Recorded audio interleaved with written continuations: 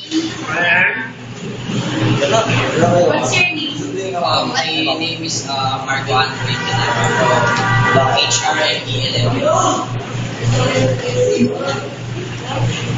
Here's our first question. What will pwede pakinggan ko yung picture? Next question mo.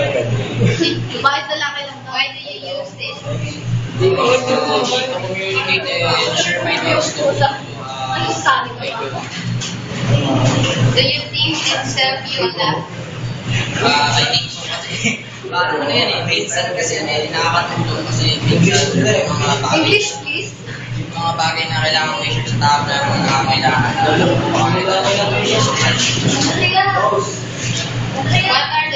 What are the disadvantages and advantages of using it? Siguro yung disadvantage lang kasi dun sa nakakapuso yung kunyari if ever na may kaaway yung isang tao, yung cyberbullying nga, ito tayo nagkakaroon ng disadvantage sa social media kasi minsan ginagamit ko ng mga tao na minsan para mga ano ng tao which is disadvantage talaga.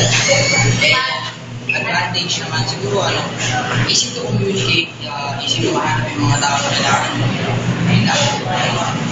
How social media makes our lives easier? Yun nga, as I said, napapadali kasi about sa communication kasi minsan may mga tao na malayo sa atin and then yun nga easy natin sila na communicate through Messenger and Facebook. Thank you